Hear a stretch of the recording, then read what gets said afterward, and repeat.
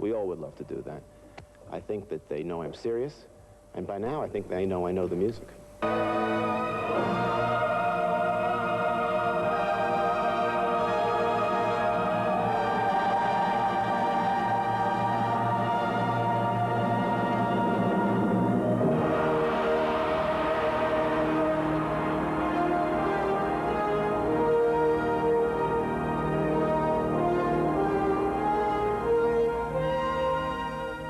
And just before we go, a word about the weather. Tonight's minimum temperature will be around 12 degrees, but we can expect a maximum of around 16 degrees tomorrow.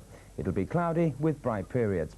And that's the news from TVB for tonight. So from all of us here during this festive season, happy holidays and good night.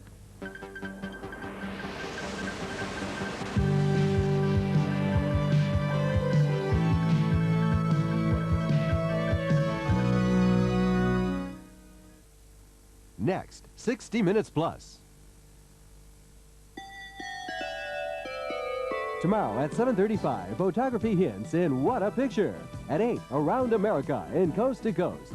8:30, more reports from 60 Minutes Plus. And in Studio Nathrio, a touch of grace in Baryshnikov, the Dancer and the Dance. A touch of everything right here on Pearl.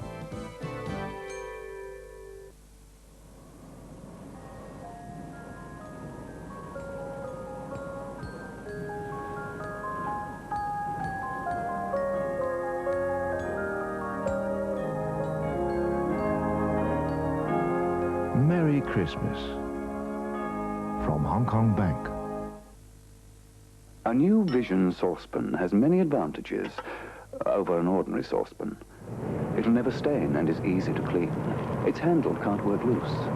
And as you can see, it's not a bit perturbed on a heat that can turn an aluminium saucepan into a sauce. Vision, designed in France from a remarkable new material called Colexium, with a 10-year warranty from Crown Corning. The future in saucepans is absolutely clear.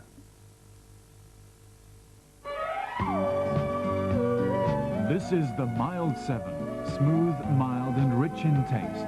Mild 7, the best-selling cigarette in Japan in 1983. Make it a mild smoke. Mild 7.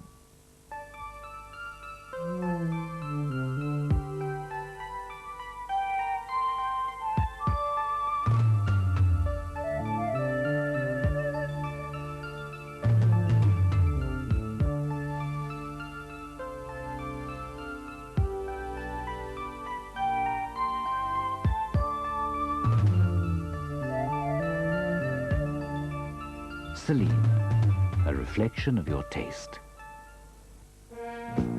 The Pearl presents a special focusing on all the news events of the past year. Don't miss our World Review 84, 8:30 Sunday on TVB Pearl. Substandard gas tubing is dangerous. Any one of these faults could cause a gas leak and possibly a serious explosion in your home. There are two types of approved gas tubing in Hong Kong. Check with your dealer to make sure your gas tubing is safe. Whether you use cylinder gas or piped gas in your home, check your gas tubing regularly. We are the Pearl, wishing you joy and goodwill. We are not going to assist him in dying. Mr. Bartling is the one who decides whether that life to him is useful. Mr. Bartling, do you want to live? Do you want to continue to live on that ventilator?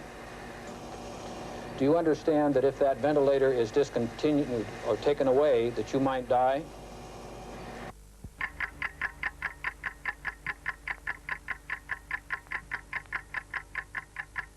We were told and we believed that sex was a very private thing. So what do you say to those people who say, look, this is all very private. Get out of our private. I think it's an enormous shame if it's kept private. I think it's one of the great topics on earth and of enormous intrigue to most people. Well, there's lots of other things that we enjoy talking about. Why shouldn't we enjoy talking about sex and learning about it?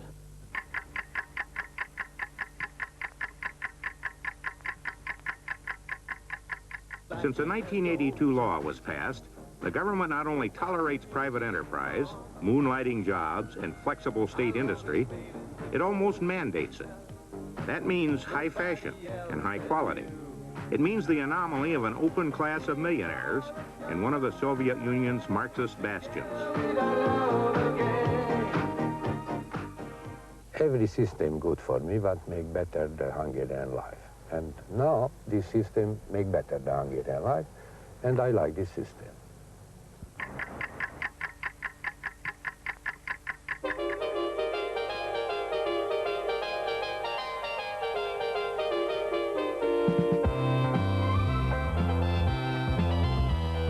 Bill Bartling doesn't want to die, but he doesn't want to live on the machine he's hooked up to now in a California hospital.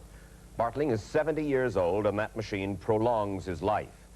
But is that machine his friend, or is he its victim?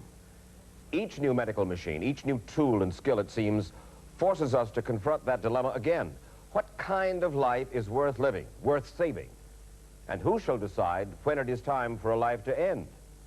Since last spring, we have been following Bill Bartling's effort to die. Since April, Bill Bartling has been under intensive care, kept alive, all agree, only by a respirator machine attached to a breathing tube inserted into an opening in his throat. Why is he on the machine? Because one of his lungs collapsed when doctors were doing a lung biopsy exploring for cancer.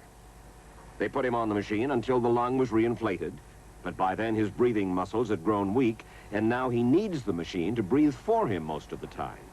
In addition, he has incurable emphysema, and he has arteriosclerosis, plus an abdominal artery that could burst. And yes, the biopsy was positive. Bill Bartling has a small but growing cancer of the lung.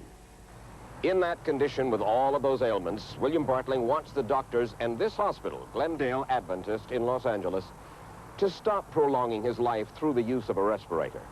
Since they won't turn it off, he wants them to let him do it himself, but they refuse. He says it through his wife and his lawyer, who have taken the hospital and doctors to court, calling the forced treatment assault and battery. Mr. Bartling cannot speak for himself because of the breathing tube. His wife of 26 years is Ruth Bartling. There's not much of a way to live or exist, if you will, on a ventilator with his hands tied to the bed. Why are his hands tied to the bed? So that he won't disconnect the respirator. You think that he would do it himself if his... He has done it. It's just a tube here in the throat, and it can be pulled out very easily. And he would do that? Yes. And what happens? An alarm goes off, makes a beeping sound, and somebody comes running and puts it back. Both the doctors in the case and the hospital officials chose not to talk with us. William Ginsburg is their attorney. Why won't you let him remove the respirator? He'll die. So? It's his option. I'm not sure that he wants to die.